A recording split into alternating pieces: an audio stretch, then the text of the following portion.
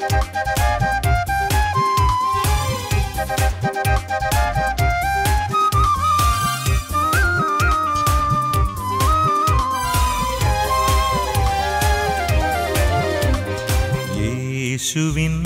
വാഗ്ദാനമേ പാവനാത്മനേ, ജീവൻ നൽകുന്ന ചൈതന്യമേ പരിശുദ്ധാത്മാവേ.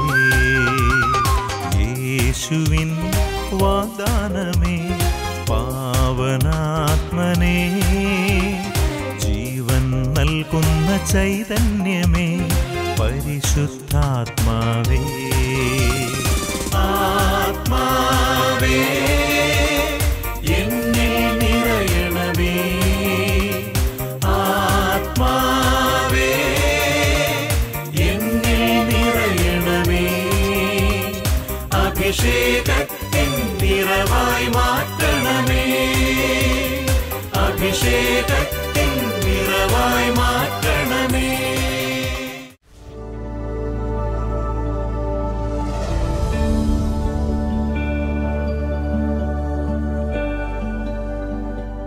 ദൈവവചനം മാത്രമല്ല, വചനം അനുസ്മരിപ്പിക്കുന്ന ഓരോ വാക്കുകളും ക്രൈസ്തവരായ നമ്മുടെ ഹൃദയത്തിൽ തുളച്ചു കയറുന്നവയായിരിക്കും. ക്രൈസ്തവ ജീവിതം ഒരു വെല്ലുവിളിയാണ്. ദൈവവചനം ഈ വെല്ലുവിളി അഭിമുഖീകരിക്കുവാൻ നമുക്ക് ധൈര്യം തരുന്നു. ദൈവവചനം ഹൃദയത്തിൽ സ്വീകരിച്ചാൽ മാത്രം പോരാ, അത് ആഴത്തിൽ വളർന്ന് വേരൂന്നി നല്ല ഫലങ്ങൾ പുറപ്പെടുവിക്കുന്ന ഒരു തണൽ വൃക്ഷമായി മാറുകയും വേണം. ഇന്നും നമുക്കായി സന്ദേശം നൽകുന്നത് കാരീസ് ഭവനിലെ കുര്യൻ കാരിക്കലച്ചനാണ്. ദൈവം നമ്മെ സമർത്ഥമായി അനുഗ്രഹിക്കട്ടെ.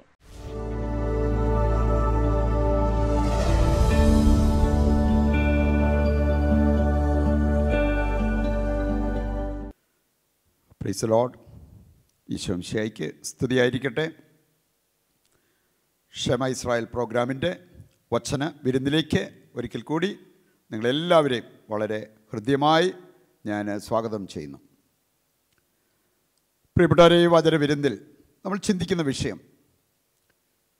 ദൈവമക്കളായി നമ്മെ അനുഗ്രഹീതരാക്കുന്ന 3 പ്രധാനപ്പെട്ട കാര്യങ്ങൾ വചനം നമ്മളെ ഓർമ്മിപ്പിക്കുന്നുണ്ട്.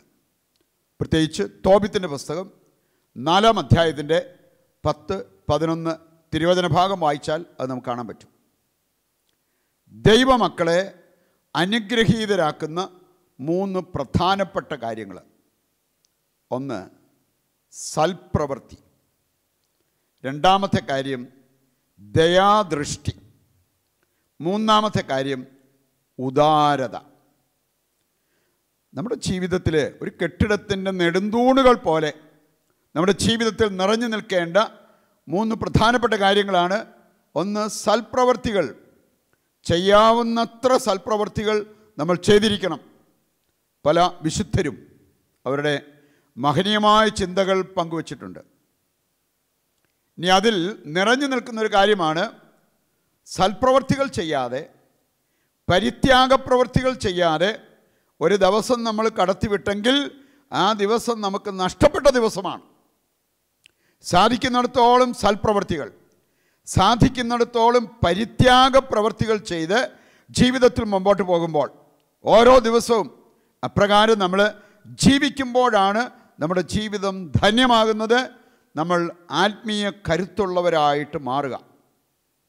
നമ്മുടെ ശരീരത്തിന് മസിൽ ബിൽഡപ്പ് ചെയ്യുന്നതിനേക്കാൾ ശരീരത്തിലെ മസിൽസ് ശക്തമാകാൻ വേണ്ടി നമ്മൾ എക്സസൈസ്, വ്യായാമം, അങ്ങനെയുള്ള കാര്യങ്ങൾ, നല്ല ഭക്ഷണങ്ങൾ അതൊക്കെ കഴിക്കുന്നതിനേക്കാൾ നമുക്ക് ആവശ്യമായിട്ടുള്ളൊരു കാര്യമാണ് ആത്മീയ മസിൽസ് ഉണ്ടാക്കിയെടുക്കുക എന്നുള്ളത്. അത് വന്നു കഴിഞ്ഞാൽ പ്രതികൂല സാഹചര്യത്തിലും തളരാതെ പതറാതെ നമുക്ക് നമ്മുടെ ജീവിതത്തിൽ മുമ്പോട്ട് പോകാൻ പറ്റും. ഒരു വചനഭാഗം സുഭാഷിതങ്ങൾ 22-ന്റെ 9-ാമത്തെ വചനം. സുഭാഷിതങ്ങൾ 22-ന്റെ 9-ാമത്തെ വചനം. ദയാദൃഷ്ടിയുള്ളവർ അനുഗ്രഹീതർ എന്നാണ് അവിടെ പറഞ്ഞിരിക്കുന്നത്. ദയാദൃഷ്ടി. ദയാദൃഷ്ടിയുള്ള വ്യക്തികൾ ഒരു മുടന്തനെ കണ്ടാൽ അവരവനെ സഹായിക്കാൻ ഓടിച്ചെല്ലും. ഒരു കുരുടനെ കണ്ടാൽ സഹായിക്കാൻ ഓടിച്ചെല്ലും. ഇവരുടെ കൈകളും കാലുകളും ഇവരുടെ സമ്പത്തും കഴിവുകളുമെല്ലാം ആ പാവപ്പെട്ടവർക്ക് സഹായമായിട്ട് ഓടിയെത്തുന്ന അനുഭവം ഉണ്ടാവും. അങ്ങനെയുള്ളവരാണ് ദയാദൃഷ്ടിയുള്ളവർ. അവരെക്കുറിച്ച് വചനം പറയുകയാണ്, അവർ അനുഗ്രഹീതർ. ഈ ദയാദൃഷ്ടിയുള്ളവർക്കുണ്ടാകുന്ന രണ്ട് പ്രധാനപ്പെട്ട കാര്യങ്ങളെക്കുറിച്ച് വചനം എടുത്തു പറയുന്നുണ്ട്. ഒന്ന്, അവർ ദൈവിക സംരക്ഷണത്തിലായിരിക്കും. ദൈവിക സംരക്ഷണം. പാവങ്ങളുമായിട്ട് പങ്കുവയ്ക്കുന്ന, പാവങ്ങളോട് അനുകമ്പ കാണിക്കുന്ന വ്യക്തികൾക്ക് കർത്താവ് ഒരു പ്രത്യേക സംരക്ഷണം നൽകും. സക്കറിയ 2:5 നമ്മൾ കാണുന്നുണ്ട്, അഗ്നി കൊണ്ട് വേരുകെട്ടിയുള്ളൊരു സംരക്ഷണം. ജോബിൻ്റെ പുസ്തകത്തിൽ നമ്മൾ വായിക്കുന്നുണ്ട്. 1-ാം അധ്യായം വായിച്ചു കഴിഞ്ഞാൽ ജോബിന് ദൈവം കൊടുത്ത കെട്ടിയുള്ളൊരു സംരക്ഷണം. സങ്കീർത്തനം 32:10 വായിച്ചു കഴിഞ്ഞാൽ നമുക്ക് കാണാൻ സാധിക്കും, കർത്താവിനെ സ്നേഹിക്കുന്നവർക്ക്, കർത്താവിൽ ആശ്രയിക്കുന്നവർക്ക് കർത്താവ് നൽകുന്ന ഒരു കവചം, ഒരു സംരക്ഷണം. പ്രിയപ്പെട്ടവരെ, ദയാദൃഷ്ടിയുള്ളവർക്ക് എപ്പോഴും ഈ സംരക്ഷണം ഉണ്ടാവും. അവർ ഈ സംരക്ഷണ വലയത്തിലായിരിക്കാൻ പ്രത്യേകം ശ്രദ്ധിക്കുകയും ചെയ്യും. രണ്ടാമത്തെ കാര്യം, ദയാദൃഷ്ടിയുള്ളവർ സന്തോഷത്തോടെ അവരുടെ സമ്പത്ത് ദരിദ്രരുമായി, ആവശ്യക്കാരുമായിട്ട് പങ്കുവയ്ക്കും. അതവരാരും പറഞ്ഞ് നിർബന്ധിച്ചതിൻ്റെ പേരിലാകില്ല. സന്തോഷത്തോടെ ആ കാര്യം ചെയ്യാൻ അവർ മുമ്പോട്ട് വരും. അതാണ് ദയാദൃഷ്ടി ഉണ്ട് എന്നതിൻ്റെ സൂചനകളായിട്ട് ദൈവത്തിൻ്റെ വചനം പ്രത്യേകം എടുത്തു പറഞ്ഞിരിക്കുന്നത്. എനിക്കറിയാം, ചില വ്യക്തികൾ ഒരുപാട് സമ്പത്തുണ്ടായിട്ടൊന്നുമല്ല, പക്ഷേ ഒരു പാവപ്പെട്ട വ്യക്തിയെ, സഹായം അർഹിക്കുന്ന ഒരു വ്യക്തിയെ അവർ കണ്ടാൽ സഹായിക്കാതെ അവർക്കും മുമ്പോട്ട് പോകാൻ പറ്റില്ല. അവർക്കും മറ്റു പലർക്കും ഉപയോഗിക്കാൻ അതിലേറെ സമ്പത്തുള്ളത് കൊണ്ടല്ല അവർ അപ്രകാരം ചെയ്യുന്നത്. മറുവശത്ത് നമുക്ക് കാണാൻ സാധിക്കും, വേണേ 3-4 തലമുറയ്ക്ക് അനുഭവിക്കാനുള്ളത് കൈവശമുണ്ടായിട്ടും എത്ര സഹായം അർഹിക്കുന്ന ഒരു വ്യക്തിയാണ് അവരുടെ മുമ്പിൽ നിൽക്കുന്നത് എങ്കിലും അവരുടെ മുമ്പിൽ മനസ്സ് തുറക്കാൻ പറ്റാതെ പോകുന്നവരുണ്ട്. ദയാദൃഷ്ടിയില്ലാത്തതാണ് അതിൻ്റെ കാരണം. ഇനി വചനം പറയുകയാണ്, അങ്ങനെയുള്ളവർ ദൈവിക സംരക്ഷണം അവരുടെ ജീവിതത്തിൽ അനുഭവിച്ചൊന്നും വരില്ല. എപ്പം വേണേലും ഈ സമ്പത്ത് പോലും അവരെ കൈവിട്ടു പോകുന്ന അനുഭവം നമുക്കുണ്ടാകാം. അതുകൊണ്ട് ദയാദൃഷ്ടി, ദാനധർമ്മം, സൽപ്രവൃത്തികൾ, ഉദാരത, ഇങ്ങനെയുള്ള കാര്യങ്ങൾ ദൈവമക്കളുടെ, ക്രിസ്ത്യാനികളുടെ മുഖമുദ്രയായിട്ട് മാറണം എന്നുള്ളത് കർത്താവിൻ്റെ വചനം നമ്മളെ ഓർമ്മിപ്പിക്കുന്ന കാര്യമാണ്. ഇക്കാര്യങ്ങൾ മനസ്സിൽ വെച്ചുകൊണ്ട് നമ്മളൊരു 6-7 കാര്യങ്ങൾ പെട്ടെന്നൊന്ന് വചന വെളിച്ചത്തിൽ ചിന്തിക്കുകയാണ്. സൽപ്രവൃത്തി, ദാനധർമ്മം, അല്ലെങ്കിൽ ദയാദൃഷ്ടിയുള്ളവരെ പോലെ പ്രവർത്തിക്കുന്നതിൻ്റെ സൽഫലങ്ങളായി വചനമെടുത്ത് കാണിക്കുന്ന ഏതാനും ചില കാര്യങ്ങൾ നമ്മൾ ഓർത്തിരുന്നാൽ ഒരുപക്ഷെ ഇനി മുമ്പോട്ടെങ്കിലും നമുക്ക് ഇക്കാര്യങ്ങൾ നമ്മുടെ ജീവിതത്തിൽ പ്രാവർത്തികമാക്കി ആത്മീയ സമ്പത്തുള്ള ദൈവമക്കളായി മാറാൻ പറ്റും. ഇവയുടെ സൽഫലങ്ങളായി എടുത്തു കാണാവുന്ന ചില കാര്യങ്ങൾ. ഒന്നാമത്തെ കാര്യം, കർത്താവിൻ്റെ വചനം പറയുന്നുണ്ട്, ദാനധർമ്മം പാപത്തിന് പരിഹാരമാണ്.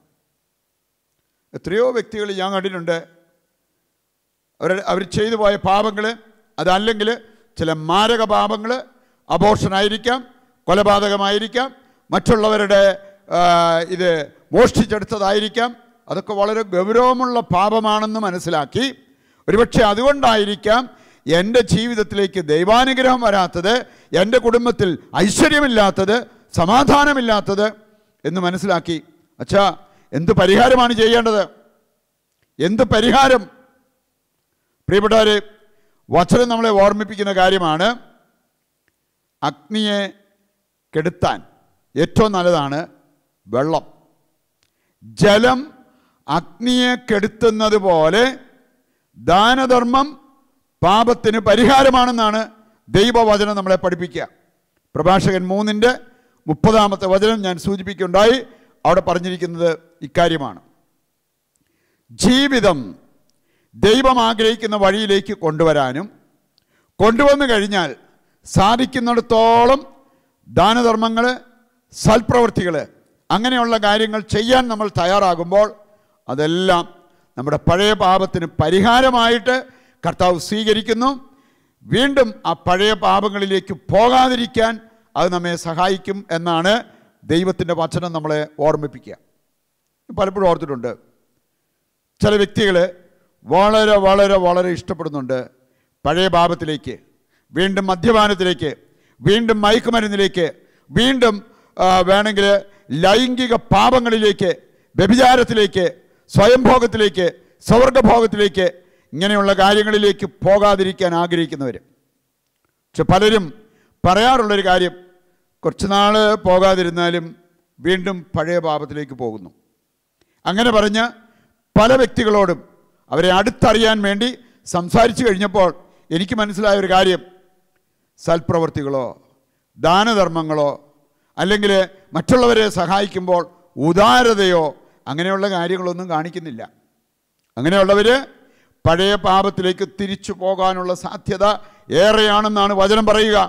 കാരണം നമ്മൾ ചെയ്ത പാപത്തിന് വേണ്ടതുപോലെ നമ്മൾ പരിഹാരം ചെയ്തിട്ടില്ല. പരിഹാരം ചെയ്യുമ്പോൾ ആ പാപത്തിലേക്ക് തിരിച്ചു പോകാതിരിക്കാനുള്ള ദൈവത്തിൻ്റെ കൃപ അവിടെ നമുക്ക് ലഭിക്കുകയാണ് ചെയ്യുന്നത്. അതുകൊണ്ട് സൽപ്രവർത്തികളുടെ ദാനധർമ്മങ്ങളുടെ സൽഫലമായിട്ട് നമുക്ക് കാണാൻ പറ്റുന്ന ഒന്നാമത്തെ കാര്യം ഇതാണ്. അത് പാപത്തിന് പരിഹാരമാകും. പഴയ പാപത്തിലേക്ക് പോകാതിരിക്കാൻ അത് നമ്മെ സഹായിക്കുകയും ചെയ്യും. ഈ ഒരു ബോധ്യം നമ്മുടെ ജീവിതത്തിൽ വന്നാൽ 1 തീമോത്തി 6:18 പറഞ്ഞിരിക്കുന്നത് നമുക്ക് നിറവേറ്റാൻ പറ്റും. അവിടെ പറഞ്ഞിരിക്കുന്നത് സൽപ്രവർത്തികളിൽ നിങ്ങൾ സമ്പന്നരായി മാറണം. സൽപ്രവർത്തികളിൽ നിങ്ങൾ സമ്പന്നരായി മാറണം. സൽപ്രവർത്തികളാൽ നമുക്ക് ആത്മീയ സമ്പത്തുള്ളവരായി മാറാൻ പറ്റും. അതുകൊണ്ട് നമുക്ക് ലഭിക്കുന്ന ഒരു ചാൻസ് പോലും, സൽപ്രവൃത്തി ചെയ്യാനുള്ള, ദാനധർമ്മം ചെയ്യാനുള്ള ഒരു ചാൻസ് പോലും നഷ്ടപ്പെടുത്താതിരിക്കാൻ നമ്മൾ പ്രത്യേകം ശ്രദ്ധിക്കണം എന്നുള്ളതാണ് ഈ വചനഭാഗത്തിൻ്റെ കാതലായ സന്ദേശം. രണ്ടാമതായിട്ട് നമ്മൾ ഓർത്തിരിക്കേണ്ടത്, സൽപ്രവൃത്തികൾ, ദാനധർമ്മങ്ങൾ മരണത്തിൽ നിന്ന് പോലും നമ്മളെ രക്ഷിക്കും. നമ്മളാരാ അകാല മരണം വരാൻ ആഗ്രഹിക്കുന്നവർ? ഇതല്ലെങ്കിൽ മരണം, ശാരീരികമായിട്ടുള്ള മരണത്തെക്കാൾ ഗൗരവപൂർവ്വം നമ്മൾ കാണേണ്ട ഒരു കാര്യമാണ് ആത്മീയ മരണം, ആത്മീയ മരവിപ്പ്, ആത്മീയ മന്ദത. ഇങ്ങനെയുള്ള കാര്യങ്ങൾ അനുഭവിക്കുന്ന ഒരുപാട് വ്യക്തികളെ നമുക്ക് കാണാൻ സാധിക്കും. ഒരുപക്ഷെ നമ്മൾ അതിനകത്ത് പെടുന്നതായിരിക്കാം. ഒരു പ്രാർത്ഥനയിൽ ഉണർവില്ലാത്ത അവസ്ഥ, പ്രാർത്ഥനയോട് താല്പര്യമില്ലാത്ത അവസ്ഥ, അത്യാവശ്യത്തിനുള്ള പ്രാർത്ഥന ചൊല്ലി എന്ന് വരുത്താൻ ആഗ്രഹിക്കുന്ന വ്യക്തികൾ, ഇതെല്ലാം ആത്മീയ മന്ദതയുടെ, ആത്മീയ മരണത്തിൻ്റെ, ആത്മീയ പാപ്പരത്വത്തിൻ്റെ അടയാളങ്ങളാണ്. എൻ്റെ പ്രിയപ്പെട്ടവരെ, അതിൽ നിന്നും മോചനം കിട്ടാനുള്ള ഏറ്റവും നല്ലൊരു മാർഗമായിട്ട് എടുത്തു പറഞ്ഞിരിക്കുന്നതാണ് നിങ്ങൾ സൽപ്രവൃത്തികൾ, ദാനധർമ്മങ്ങൾ എന്നിവ ചെയ്യുന്നതിൽ ഉത്സുകരായിട്ട് മാറണം എന്നുള്ളത്. ഞാൻ സൂചിപ്പിച്ച ഒരു വചനഭാഗമാണ് തോബിത്ത് 4-ാം അധ്യായം 10-11 വചനഭാഗം. 3 കാര്യങ്ങളാണ് അവിടെ എടുത്തു പറഞ്ഞിരിക്കുന്നത്. ഒന്നാമത്തെ കാര്യം, ഞാൻ ഈ സൂചിപ്പിച്ച കാര്യങ്ങൾ, സൽപ്രവൃത്തികളും ദാനധർമ്മങ്ങളും നമ്മെ മരണത്തിൽ നിന്ന് രക്ഷിക്കും. മരണത്തിൽ നിന്ന്.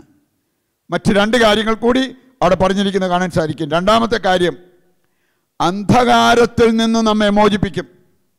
നമ്മളാരാ ഇരുട്ടിൽ കഴിയാൻ ആഗ്രഹിക്കുന്നത്? നമുക്കെല്ലാവർക്കും പ്രകാശത്തിലായിരിക്കണം എന്ന ആഗ്രഹമുള്ളവരാണ്. ഇവിടെ പറഞ്ഞിരിക്കുകയാണ്, നിന്റെ സൽപ്രവൃത്തികൾ, നിന്റെ ഉദാരത, നിന്റെ ദാനധർമ്മം അത് നിന്നെ അന്ധകാരത്തിൽ നിന്ന് മോചിപ്പിക്കും.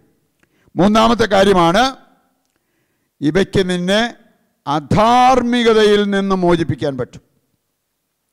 അധാർമിക സമ്പത്ത് ശേഖരിക്കുന്നവന് ആത്മീയ സമ്പത്ത് ഉണ്ടാകില്ലെന്ന് വചനം പറയുന്നുണ്ട്. അധാർമിക സമ്പത്തുള്ളവര് ദൈവവുമായിട്ട് യാതൊരുവിധ ബന്ധവും ഉണ്ടാകില്ല എന്ന് കർത്താവിൻ്റെ വചനം പറയുന്നുണ്ട്. അപ്പം അതുകൊണ്ട് അധാർമിക സമ്പത്ത് വേണ്ട എന്ന് എനിക്ക് പറയാൻ സാധിക്കണമെങ്കിൽ ഞാൻ സൽപ്രവർത്തികളും ദാനധർമ്മങ്ങളും ചെയ്യുന്ന വ്യക്തിയായിട്ട് മാറണം എന്നുള്ളതാണ് ഈ വചനഭാഗത്തിൻ്റെ സന്ദേശം. മൂന്നാമത്തെ കാര്യം ഇതാണ്, ദൈവിക സന്ദർശനം ലഭിക്കാൻ ഇങ്ങനെയുള്ള കാര്യങ്ങൾ നമ്മളെ സഹായിക്കും. ദൈവിക സന്ദർശനം, നമ്മൾ സൽപ്രവൃത്തികളും ദാനധർമ്മങ്ങളും ഉള്ളവരാണെങ്കിൽ നമുക്ക് ദൈവിക സന്ദർശനം ഉണ്ടാകും. നമ്മൾ പ്രാർത്ഥിക്കാനിരിക്കുമ്പോഴായിരിക്കാം, യാത്ര ചെയ്യുമ്പോഴായിരിക്കാം, ഒരാവശ്യം വരുമ്പോഴായിരിക്കാം, ദൈവം നമ്മളെ സന്ദർശിക്കും, ദൈവത്തിൻ്റെ ദൂതൻ നമ്മളെ സന്ദർശിക്കും. അങ്ങനെയെല്ലാം ഉണ്ടായ എത്രയെത്ര വ്യക്തികൾ. വിശുദ്ധ ബാസിലിന് ദൈവിക സന്ദർശനം ഉണ്ടായി. വിശുദ്ധ ഫൗസ്റ്റീനായിക്ക് ദൈവിക സന്ദർശനമുണ്ടായി. വിശുദ്ധ മാർട്ടിന് ദൈവിക സന്ദർശനമുണ്ടായി. എപ്പോഴാണെന്നറിയോ? അവരുടെ സമ്പത്ത് പങ്കുവയ്ക്കാനും ദരിദ്രരെ സഹായിക്കാനും സൽപ്രവൃത്തികൾ ചെയ്യാനും അവർ മുമ്പോട്ട് വന്നപ്പോൾ, അങ്ങനെയുള്ള പ്രവൃത്തികൾ കഴിഞ്ഞ് പ്രാർത്ഥിക്കാനിരുന്നപ്പോൾ അവരെ കർത്താവ് സന്ദർശിച്ചു. അവർക്ക് ദൈവം സന്ദേശങ്ങൾ കൊടുക്കുന്നത് കാണാൻ സാധിക്കും. അവരോട് ദൈവം നന്ദി പറയുന്ന ആ രംഗങ്ങൾ പോലും നമുക്ക് കാണാൻ സാധിക്കും. അപ്പം അതുകൊണ്ട് ദൈവിക സന്ദർശനം ഉണ്ടാകാൻ ഇത്യാദി കാര്യങ്ങൾ നമ്മളെ സഹായിക്കും എന്നുള്ളത് നമ്മൾ മറക്കരുത്. നമ്മൾ ഈ പ്രാർത്ഥിക്കാനിരുന്നിട്ട് ദൈവം സന്ദർശിക്കുന്നതിന് പകരം ഉറങ്ങിപ്പോവാണ്, വായിക്കോട്ടായാണ് വരുന്നത്. അതല്ലെങ്കിൽ നമുക്ക് പല വിചാരമാണ് വരുന്നത്, ഒരു ഉണർവ് വരുന്നില്ല. പ്രാർത്ഥന കഴിയുമ്പോൾ നമുക്കൊരു ക്ഷീണമാണ് അനുഭവപ്പെടുന്നത് എങ്കിൽ പ്രിയപ്പെട്ടവരെ, നമ്മുടെ പ്രാർത്ഥന നേരെ ചൊവ്വേ പോകുന്നില്ല.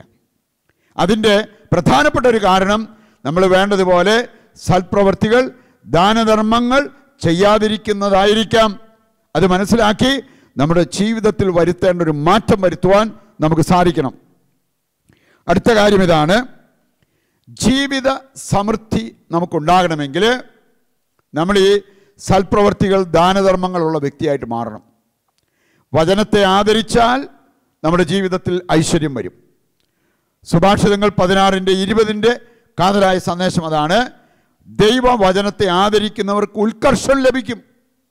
അതുപോലെ തന്നെ ദാനധർമ്മങ്ങൾ, സൽപ്രവൃത്തികൾ ഇങ്ങനെയുള്ള കാര്യങ്ങളിൽ വ്യാപരിക്കുന്നവരുടെ ജീവിതത്തിലേക്കും കുടുംബത്തിലേക്കും വിളഭൂമിയിലേക്കും ബിസിനസ്സിലേക്കും കർത്താവ് സമൃദ്ധി കൊണ്ടുവരും എന്നുള്ളത് ദൈവത്തിൻ്റെ വചനം നമ്മളെ ഓർമ്മിപ്പിക്കുന്ന കാര്യമാണ്.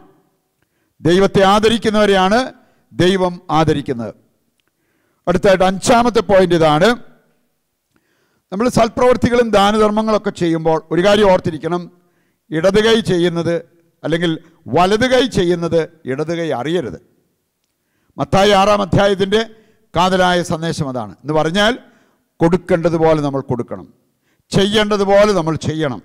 ദൈവത്തിന് പ്രീതികരമാകുന്ന രീതിയിൽ ഇക്കാര്യങ്ങൾ ചെയ്യാൻ നമ്മൾ തയ്യാറാകണം എന്നുള്ളതും ദൈവം നമ്മളെ ഓർമ്മിപ്പിക്കുകയാണ്.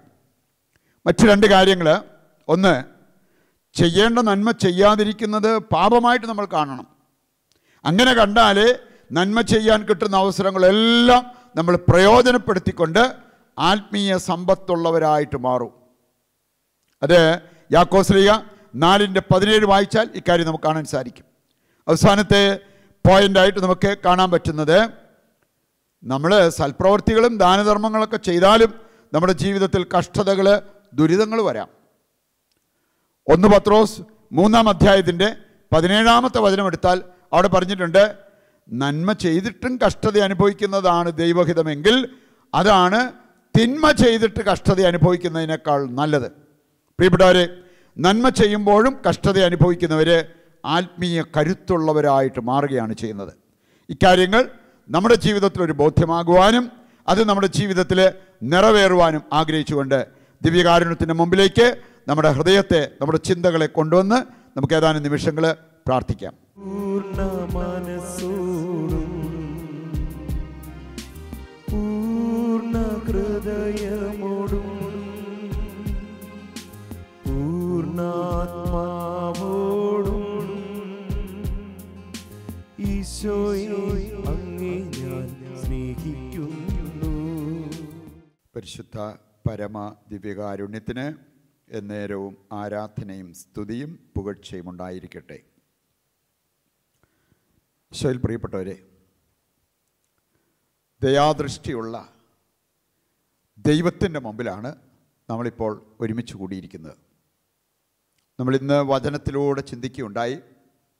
ദൈവം നമ്മളിൽ നിന്നും ആവശ്യപ്പെടുന്ന കാര്യമാണ് നമ്മൾ ദയാദൃഷ്ടിയുള്ളവരാകണം, ദാനധർമ്മം ചെയ്യണം, സൽപ്രവൃത്തികളിൽ സമ്പന്നരാകണം എന്നതൊക്കെ.